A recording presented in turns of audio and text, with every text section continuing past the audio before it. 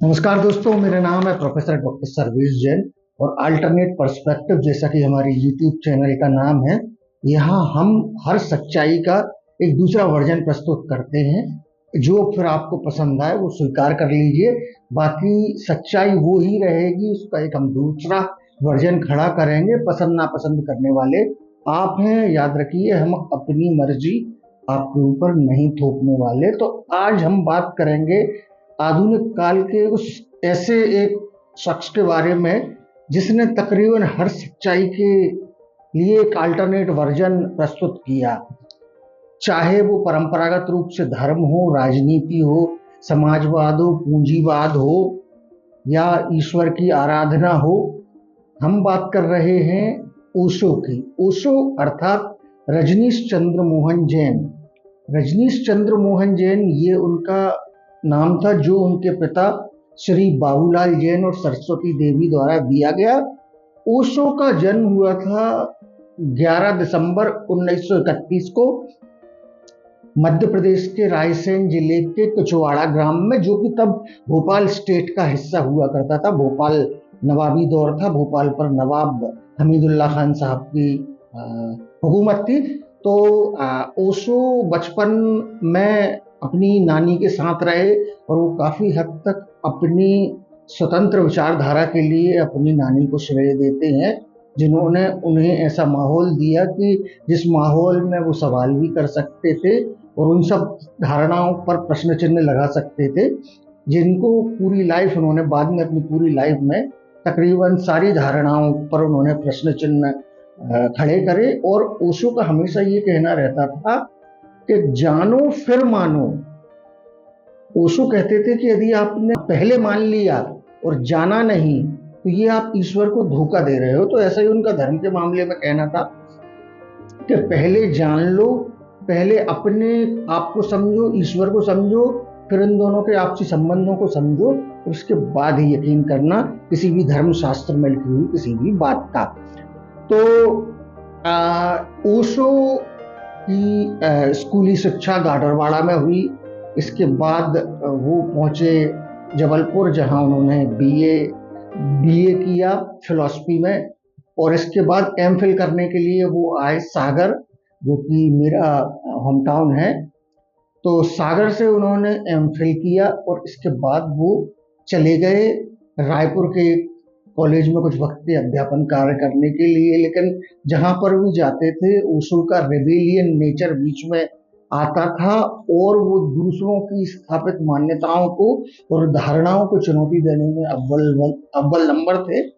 इसलिए ज़्यादा दिन उनकी रायपुर में भी या जबलपुर यूनिवर्सिटी में, जहां उन्होंने फिलॉसफी के प्रोफेसर का पद ग्रहण किया था, बहुत ज़्यादा उनका निर्वाह हुआ नहीं।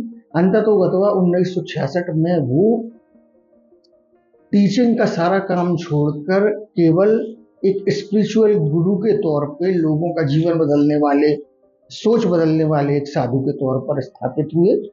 और 1971 में उन्होंने पुणे में अपने कम्यून की स्थापना करी, जिसका नाम रजनीशपुरम था। कालांतर में मोरारजी देसाई सरकार से उनका विवाद रहा, क्योंकि वो तकरीबन सारे धर्मों को और राजनीतिक विचारधाराओं को विरोध करते थे।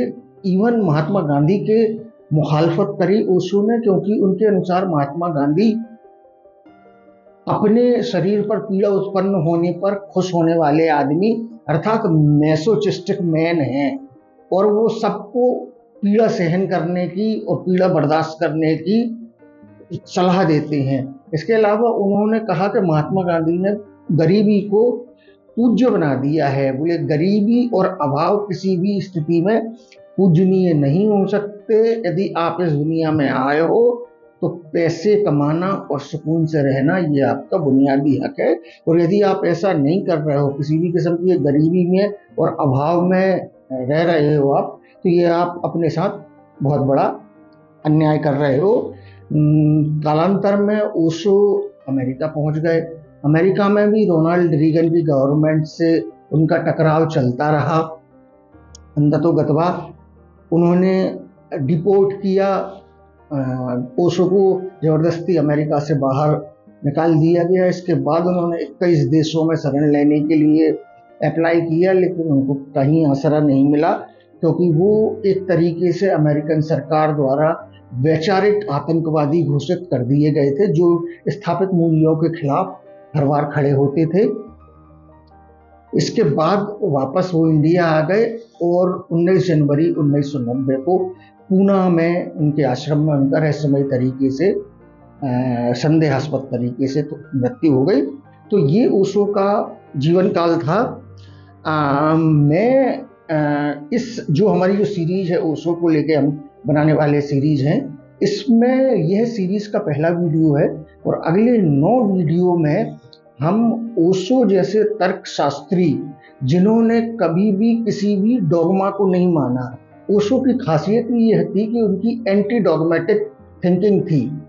डॉगमा सोचने का वो तरीका होता है जो बहुत पहले से सही माना जा रहा होता है और ज़्यादातर लोग उसको सही मानते हैं। मतलब जैसे हम सब ईश्वर के बच्चे हैं और हम सबको ईश्वर की सुबह शाम आराधना करना चाहिए, लेकिन ओशो इस आराधना का इस आधार पर विरोध करते थे कि सुबह शाम वो ही भजन और पूजा और वो ही गाने भगवान को सुना सुनाकर आप एक्चुअल में भगवान को बोर कर रहे होते हो। तो भगवान खुश होता हो चाहे नहीं होता हो, इरिटेट जरूर होता होगा।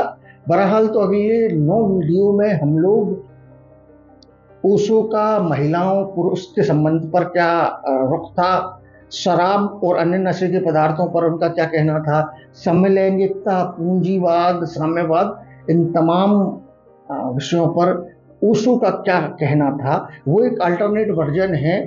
आप सुने, स्वीकार नहीं करना आपके ऊपर निर्भर करता है। बाकी ये हमारा चैनल है अल्टरनेट पर्सपेक्टिव। इसको लाइक करें, शेयर करें, सब्सक्राइब करें और कमेंट बॉक्स में अपनी जाती राय जरूर दें। धन्यवाद।